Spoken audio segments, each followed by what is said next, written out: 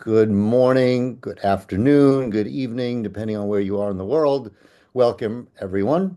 I'm Andrew Miller, one of the partners at the Vendox Group, where we focus on helping clients to grow their sales leadership capital.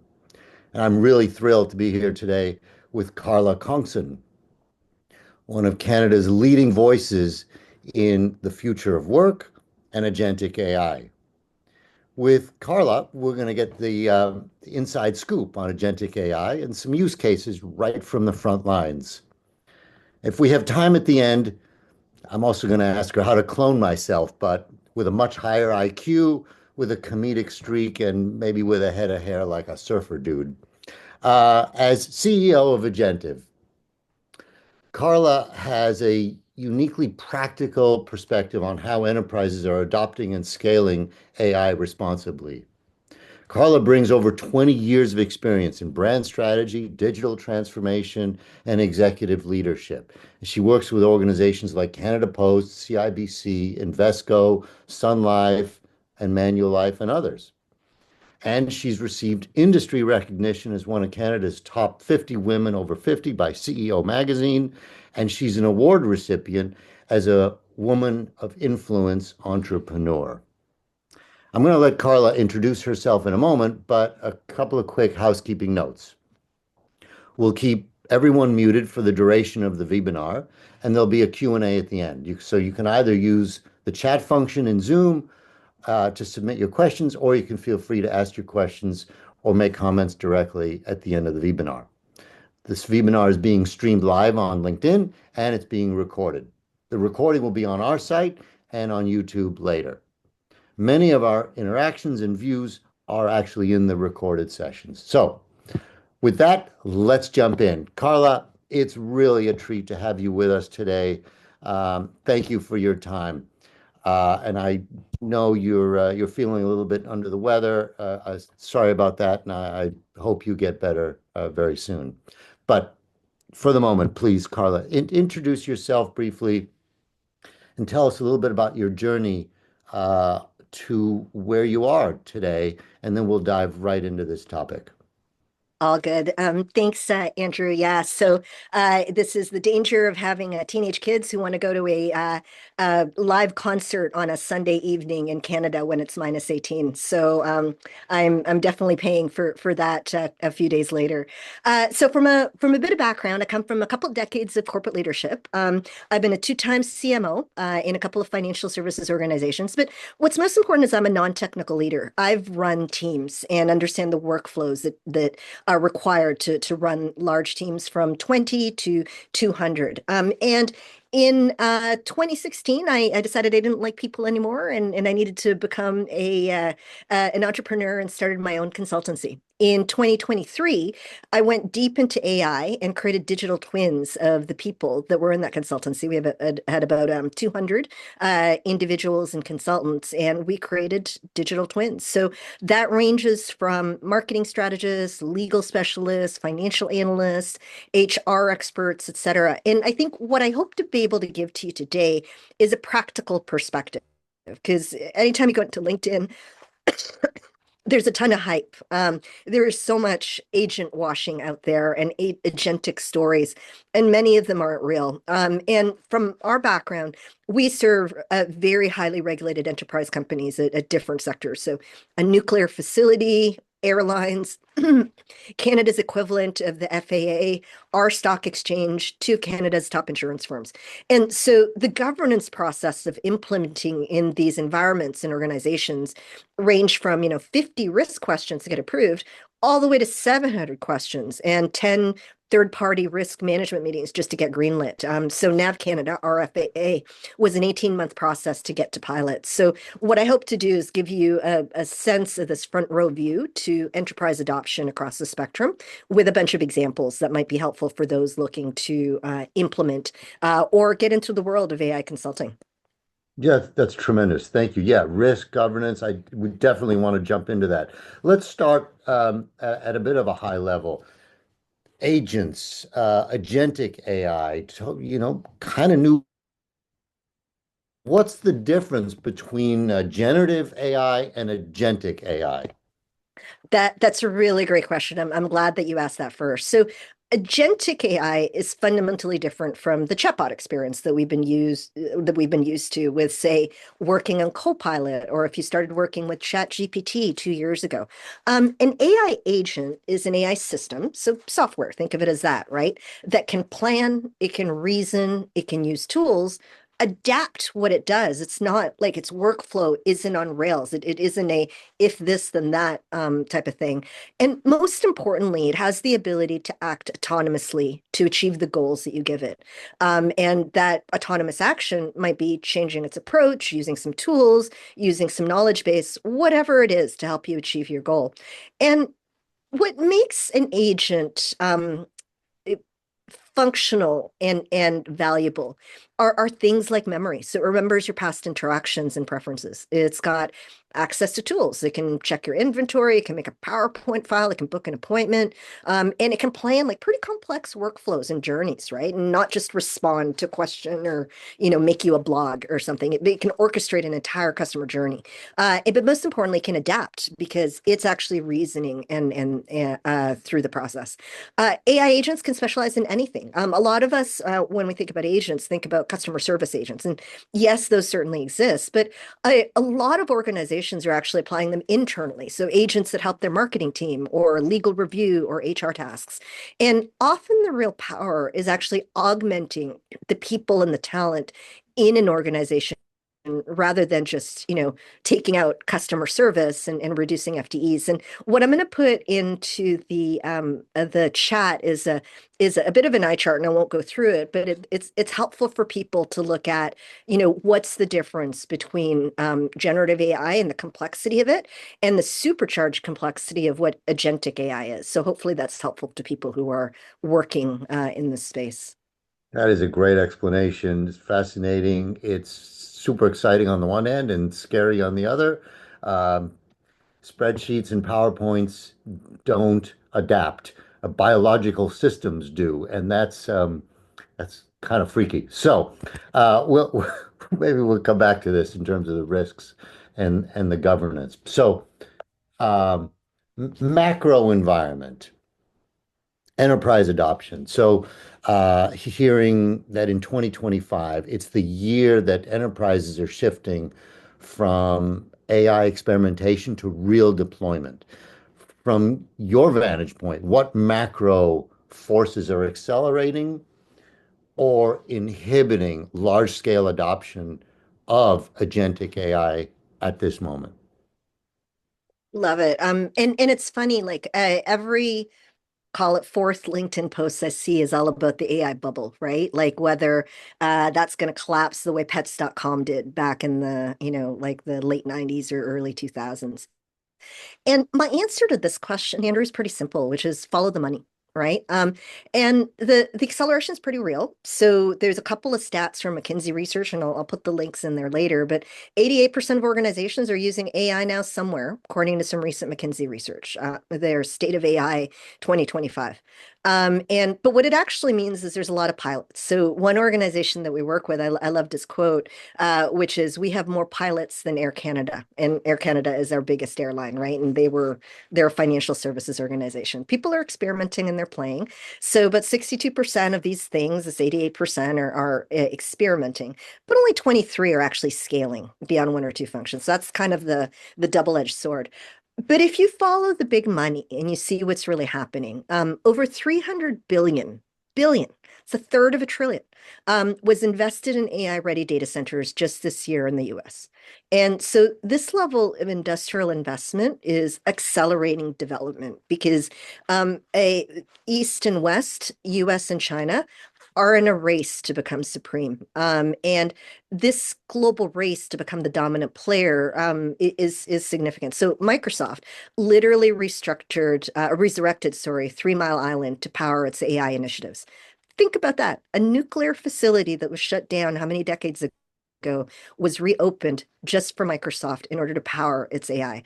That's not pilot money, that's industrialization money. And now, where it gets kind of interesting from an enterprise perspective, another study, the Wharton AI Adoption Report, just came out, and they found that 72% of business leaders are now tracking structured business linked ROI metrics. So it now matters. So we're not just playing around. Nearly three quarters, according to the study, already see positive ROI. Four and five expect positive returns in the next 2 to 3 years. But there's a huge gap between adoption and actual business value. So same study, only 17% of organizations can point to enterprise level profit. So it's the other side of the macro, right?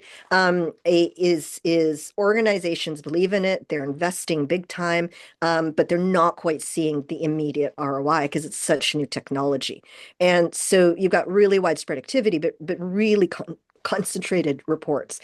And I think the takeaway from this is McKinsey shows that the value of AI comes from rewiring how companies run, not just pasting new technology into old workflows, but actually changing your organization in order to leapfrog and transform. Because companies don't change, people do.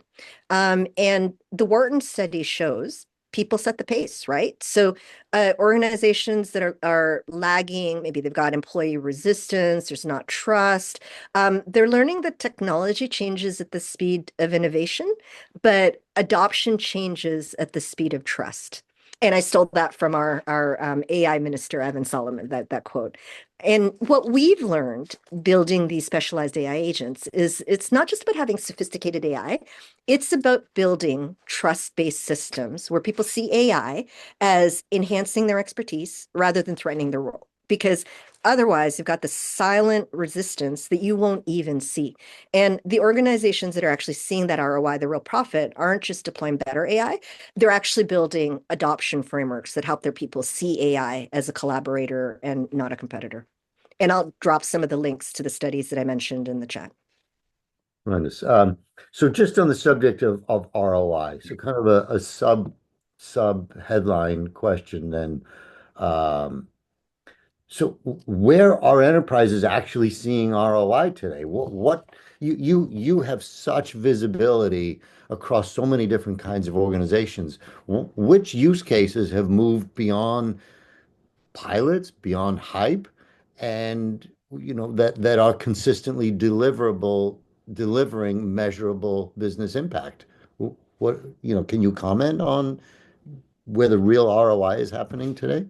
Yeah, for sure. Like we find our point of entry is in sales and marketing because that frontline activity, because you look at the CapEx and OpEx, the costs, and there's significant external, vendor costs, and then the cost internally to add more people is high, and often organizations leave a lot of opportunities on the table. So customer-facing automation is delivering a real return. So KPMG, I think it's in the study that I put in there, they actually shared their internal results recently, and they showed 67 to 89% time reduction in drafting client emails, 83 to 98% reduction in finding SMEs when they have to, put together a pitch party. And so these aren't marginal gains when you think about what these consultants charge, right? So they're productivity shifts that free up senior professionals for higher value work. And we're seeing the same patterns within our clients, like reported back as teams are showing that they're saving anywhere from 5 to 10 hours and growing as people get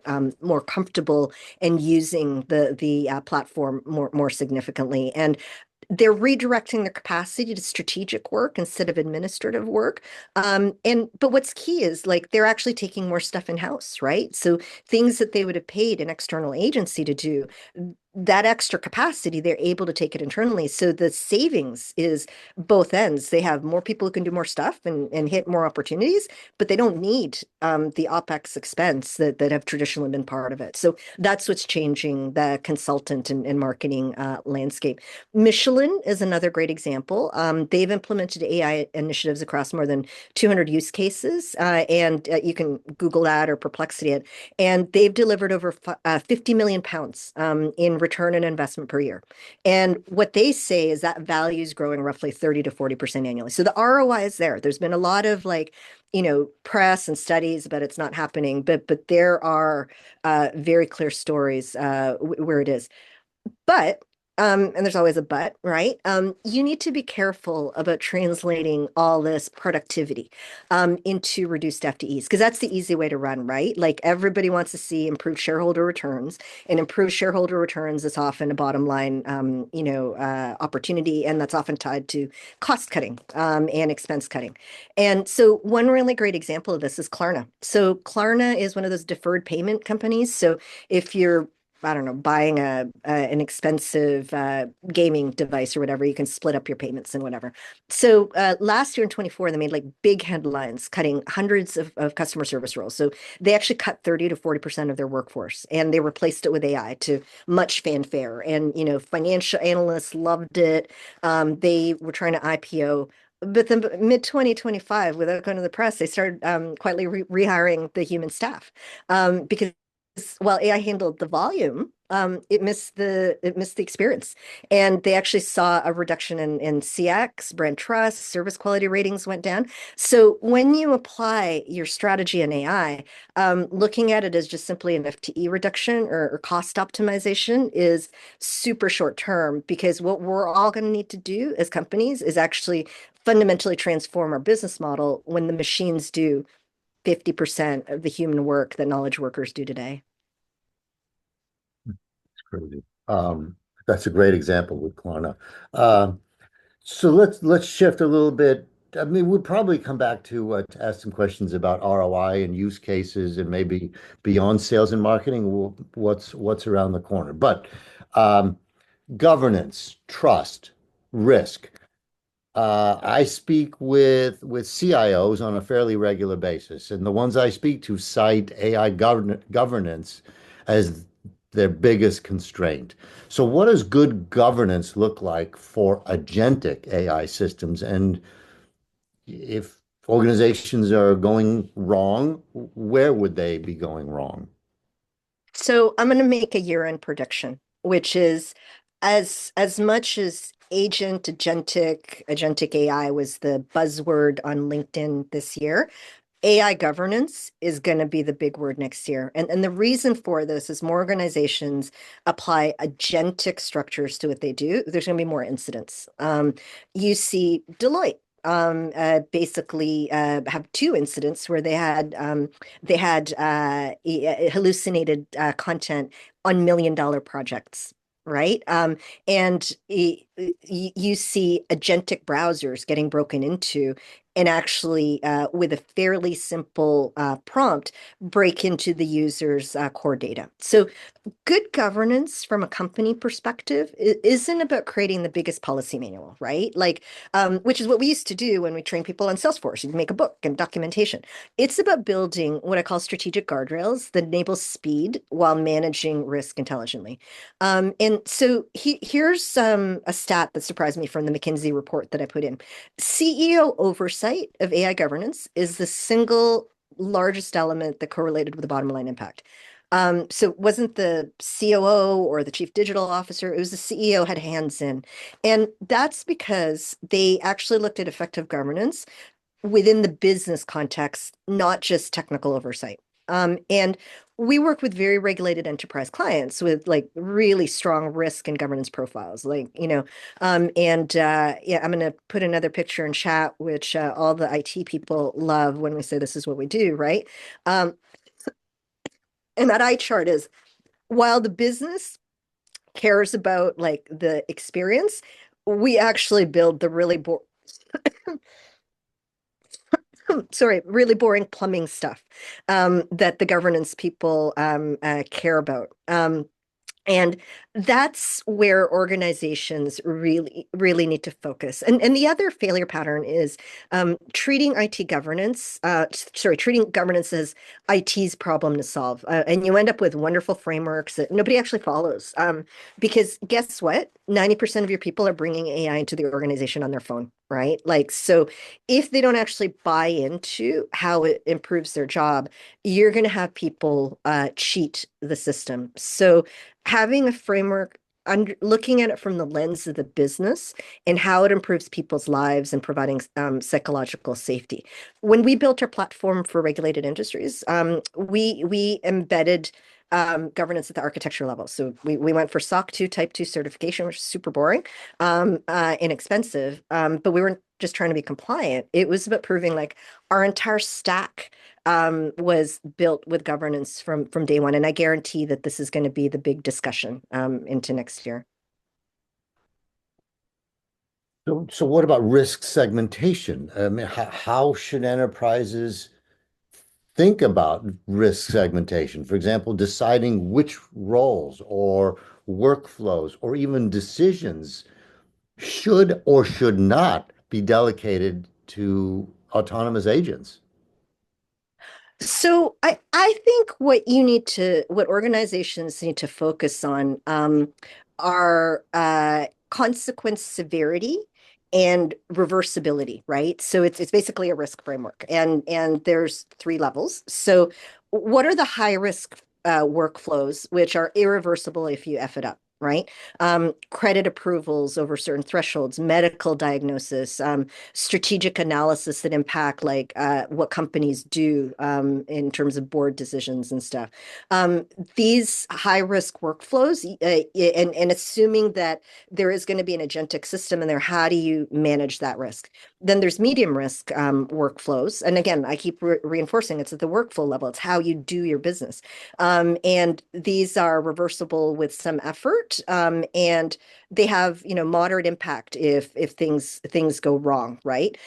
So how do you work with that level? So AI can execute these autonomously with human review cadences, but you're not checking every output, right? And then the last is low risk workflows that are pretty easily reversible. It's not a huge risk if something goes wrong. So things like meeting scheduling or data entry or routine reporting. How do you manage that? And you can put in more automation than regularly. Hmm. You mentioned that example with Deloitte and the hallucinations, um, and they get a lot of attention. So what are the less obvious risks of agentic systems that you think business leaders might be underestimating? So there's a lot. And what I'll highlight would be four. So the first is the acceleration of cyber capabilities of bad actors, right? Like this is all great. We're all good. We're using this for good. There's bad people out there. So if you Google or Perplexity, Anthropic and the first large-scale agentic espionage campaign, there's a whole blog about how Anthropic stopped a Chinese government-sponsored espionage exercise that was fully agentic. So that the capabilities of bad actors is going to increase, and therefore you need to be much more careful protecting yourself and having defensive measures. The other that a lot of people don't think about, because agents are great. Like if you go to LinkedIn, they're like, comment agent and I'll send you my script. The problem is there's compounding errors, right? Like, and that's what happens to this AI. So maybe it's an AI that uses four other AIs, and if there's a problem at the bottom and then it compounds and it just gets bigger, suddenly your output might get you sued, right? Like, so actually watching graceful error failure and compounding errors in multi-agent systems is a big thing. Optimization drift. I think some of us here have heard about sycophantic AI, right? Like you will buy chat GPT more if it's nice to you and it tells you you're super duper smart and you've got a great head of hair, right? And so if the agents are training to be sycophantic, and therefore people buy it more, are we actually creating agents or AI that actually don't deliver the thing that they're creating? And then the fourth is actually human. And I talk a lot about this, which is knowledge atrophy. We just all inherited the biggest freaking easy button in the world. And so now it's super easy to do whatever you want to do with AI and Claude and a prompt. And so the incidents arising with organizations having personnel who don't actually understand what they do anymore because they're not exercising critical thinking, they're just cutting and pasting. They're not building replacement mechanisms for interns, and they're losing their strongest users. And so in a few years, we're actually going to be in a little bit of trouble in many organizations because we haven't built that critical thinking facility at the kind of more junior level. I'm so glad I have a liberal arts education. And Critical thinking skills.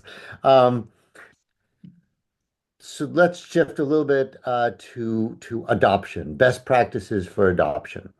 If you advise Fortune 500 CTOs or any CTO for that matter, starting from zero, what's the first 90-day playbook for introducing agentic AI? Um, and are there fundamental truths that have to be in place before scaling? so what I would say, any consultant that tells you that there's a 90-day playbook, um, doesn't know what they're talking about because you're not going to be able to get AI scaled in 90 days, right? So you want to challenge that discussion. So my advice, first 30 days, is understand the problems you're trying to solve. So go problem first before you start chasing like what AI you want to deploy, right? Because everybody's trying to sell you Agent Force or whatever, ChatGPT or Copilot. So, but if you don't understand what you're trying to fix, you've already lost, right?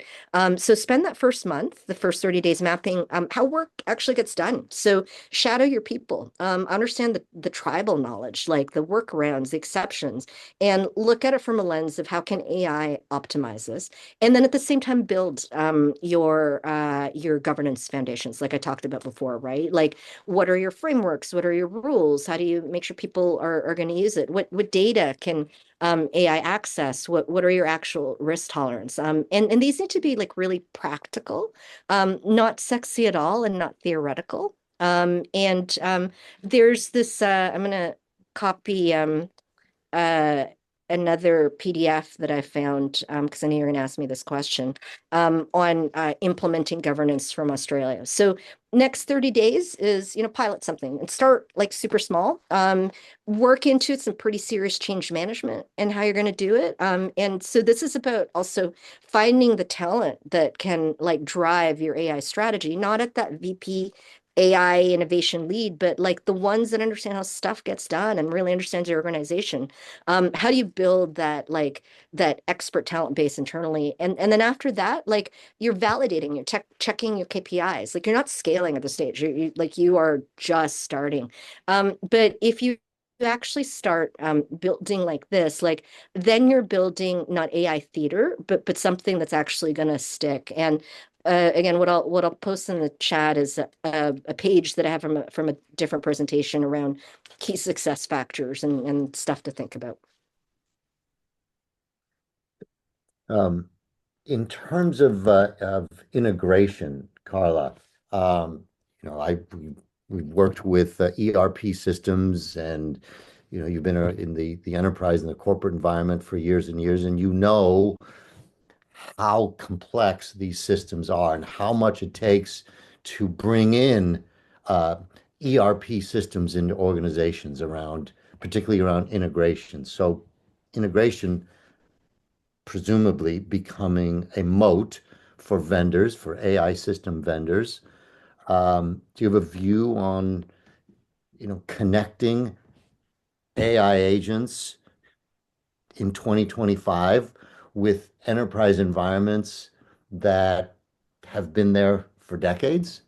Yeah, absolutely. So, I mean, like, I'm sure a lot of us here have heard of tech debt, right? Like, because stuff just gets piled on and built over something. Like, some of our banks in Canada are still have a baseline using COBOL, right? Like, oh my God, like, how do you find even someone who writes that anymore? But it was safe.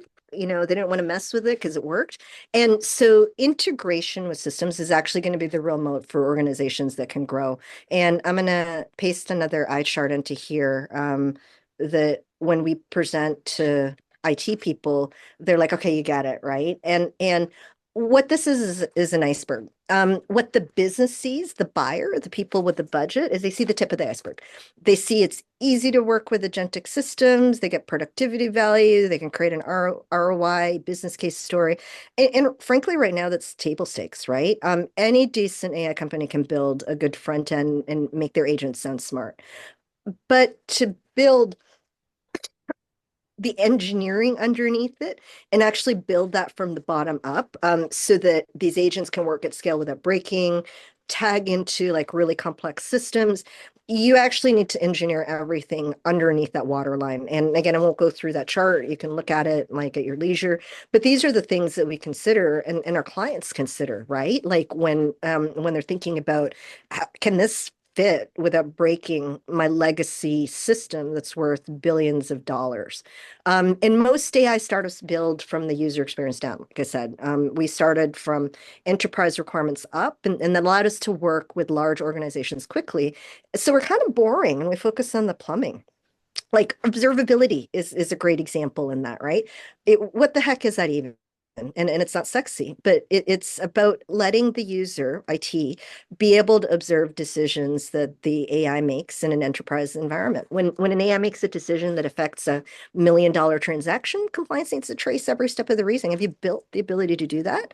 Do you have like real-time monitoring and performance tracking and quality assurance loops and that sort of thing? And then there's that integration layer, like you said, right? Like, so we're not just connecting to APIs with, MCPs and that sort of thing. Like we're orchestrating workflows across ERP systems that were, built in the 90s, right? CRM systems with decades of customization, data lakes that have, different cloud environments and different setup. Like how do you handle that? And then what really separates like the enterprise ready organizations from like good demos is how do they handle errors and graceful failure recovery. So when something breaks, how does it not just snowball in terms of other things breaking, when and what fallback systems that you have on there. So the companies that understand this architecture, they've become the vendors that enterprises actually trust with their critical workflows. That's why, like, we have SOC 2 Type 2, and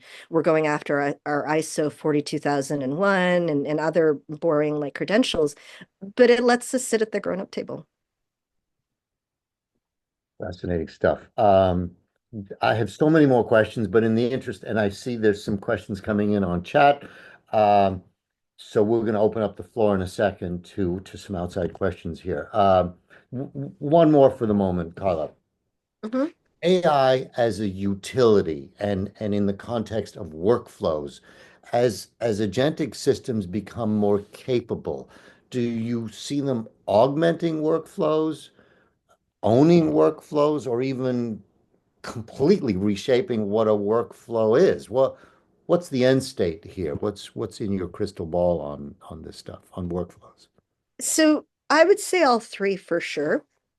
And it's a bit of a continuum, but 100% reshaping workflows entirely. Hmm. Like these machines are better at us than 75% of the work that's happening right now, right? Like, and think of the stat, like our reading capacity is 200 to 300 words per minute.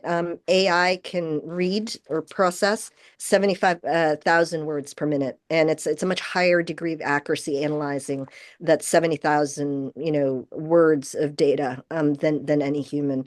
And so and that's kind of why we call our platform like digital twins of domain experts, right? Like they're not just chatbots, like they're systems that can do the work that humans do and execute the work of sophisticated practitioners, but at speed, and it helps augment the human. And so I'm already seeing the shift with our clients. Like humans are moving from doing work to two critical functions, designing and deciding. So designing means like identifying the right problems to be solved and asking the right questions. It's back to that, critical facility that makes us uniquely human, that oftentimes we don't have the time because we got to get the thing off the desk. Mhm. Deciding means making the critical end decisions, especially when there's trade-offs and ethical considerations, and investing the time to do it well, as opposed to cutting and pasting the AI results and, putting it into like a board deck or, as some companies did into a report into the government. And so this plays out differently across different departments. And some departments it makes sense to be heavily automated, right? Like because it's repetitive, low risk work. So take those humans that are in there and reallocate them to where they create more value, but just have them supervise. You can, move people to entirely higher value workflows or tasks to just cut that work and reduce your FTEs. I believe is a short-term look, and it'll actually impact your culture and the likelihood of companies to adopt it. Other departments might make sense to be significantly augmented with humans very much in the loop, like except they're just delivering like higher value tasks, right? Like think about sales, where agents handle the research, they're doing proposals, they've got follow-up sequences, but the humans focus on relationship building, complex negotiations. So the ones that are going to thrive, the companies that are going to thrive, is they're asking themselves first, if we could redesign this entire function from scratch, knowing we have these, super smart agentic AI, what would it look like rather than just buying a subscription to a system? Yep. So interesting. Spot on. So thank you, Carla. Just opening up the floor here. Any raised hands? Anybody want to chime in? I see a couple of people have asked questions on chat, so either I can read the questions or you can ask them yourselves. Yeah, I'll raise my hand, Carla. Thank you for sharing all the materials that you did.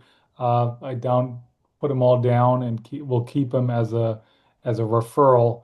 One of them around the success factors talks about empowerment of employees as a key success factor. And while I personally love that you're highlighting this, I can already foresee all the challenges in large corporations, all the red flags that will be raised around security, keeping information confidential.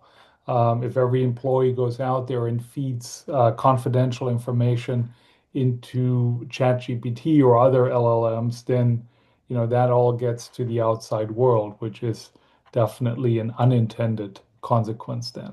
What's your advice to corporations on how to balance security aspects like that and the empowerment? So a couple of things. Pandora's box is open, right? Like get with it, right? So there's a thing called shadow AI. And what shadow AI, and if you Google it, like you'll get a bunch of studies, is that but 40% of organizations have created some sort of AI that they give access to their people, like that it's sanctioned, it's safe, Copilot or ChatGPT for Enterprise or whatever. But 90% of people are bringing AI to work, which is ChatGPT by their phone, or they take a photo or a screenshot of some material on their screen or whatever.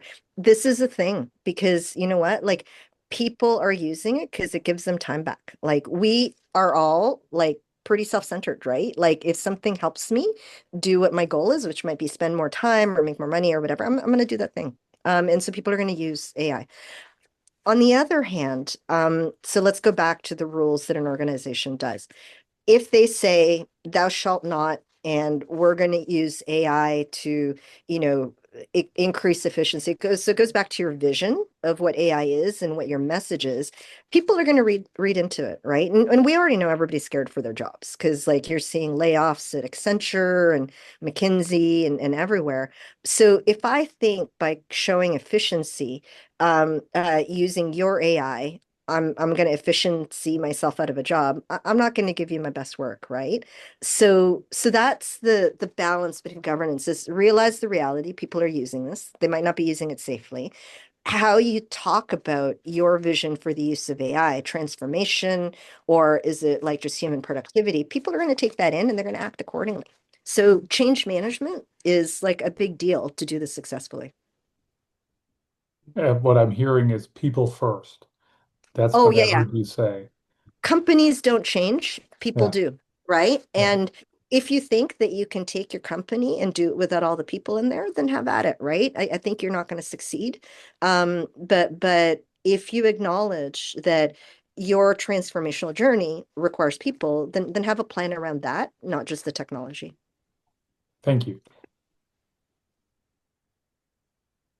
Carla, I want to read one of the questions here on chat. I am seeing adoption across every type of division in an enterprise where they are sidestepping IT department involvement. Of interest is the HR departments who are trying to justify themselves as being the owners of the AI strategy, as AI can have a detrimental impact on corporate culture, and agents really are employees. Are you seeing this too? I'm seeing HR step up a lot, but I find that HR isn't at the big seat table.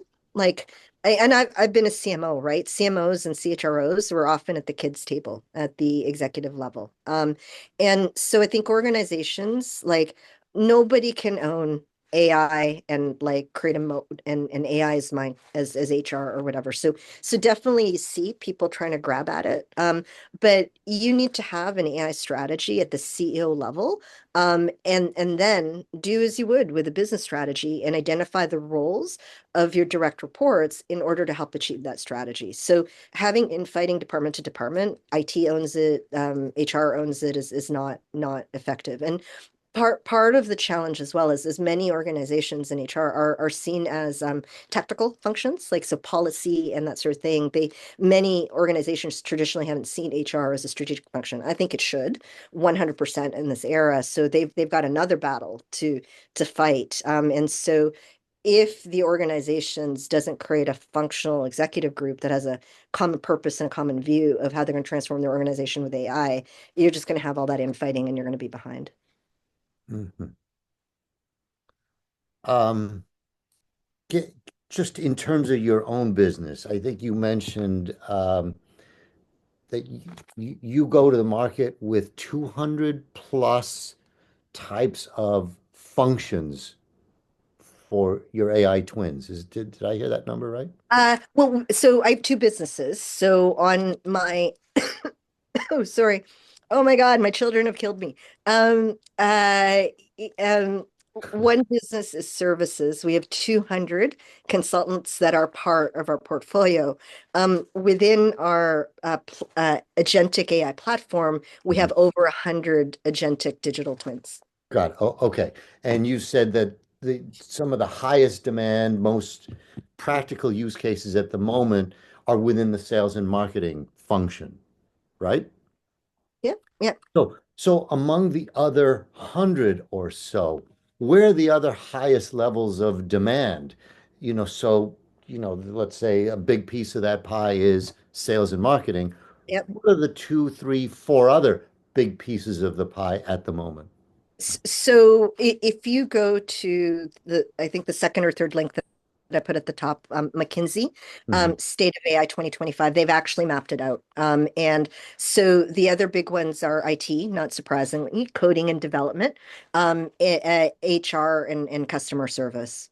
So supply chain and operations are a little bit lower, and it differs depending on what sector you're working on. But if you click on that article, it actually goes into a very in-depth review of the business function and AI adoption, and then breaks it by sector by sector, like a financial services versus pharmaceutical versus whatever.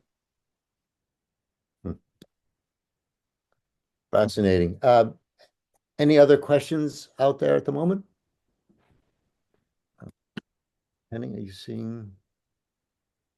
No, no questions Uh, on LinkedIn. So Here's one. Michael had a question. When organizations experiment with agentic AI use cases, the immediate benefits can cut across departments. Yes.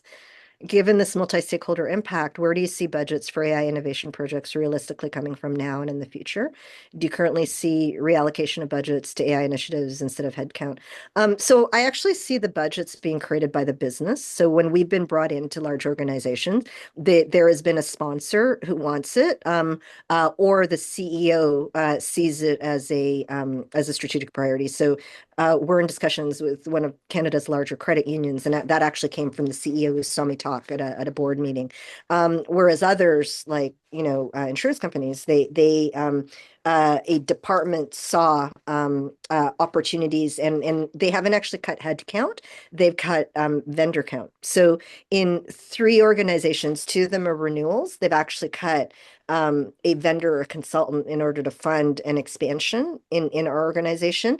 And then the business case and a couple of the new clients we have is they didn't just talk about capacity, but they talked about their plan to reduce vendor dependency and operating costs at the vendor perspective. But I've seen very few people that we work with use headcount reduction as the lead. Wonderful. In the interest of time and your time in particular, Carla, thank you very, very much for being with us today. It's really insightful. Your experience is invaluable. So grateful for being able to share in your insights and perspectives. Um, do you have any quick parting words of wisdom? How do people get in touch with you? Link, site, etc. No, oh, perfect. So, two things, words of wisdom, go slow to go fast. The best, race car drivers have the best brakes, right? Like, so go safely because this stuff's getting crazy, and know what you're doing, otherwise you're running with scissors. How to get in touch with me at the top of this, I have my LinkedIn. And what I'd love to offer everybody here is, if you want to play with agents, you can go to our website, and this is like a private demo where you can play with some of our agents. And then if you like go to our contact form and say that you were part of this discussion and you want to sign up, just mention Andrew and Vendux, and we'll give you like a 15% off for the first month, and we'll make sure our small business person does that for you. Thank you very much. You're so Best welcome. wishes for a wonderful holiday season. Get well very Oh, soon. Fresh chicken soup and rest. But thank you very much again, Carla. Great to see you. Look forward to perhaps revisiting this in the new year. And all the best for the remainder of the year and the holiday season. happy holidays. Thank Take you care. so much. Thank you, everybody. Appreciate all your participation and questions.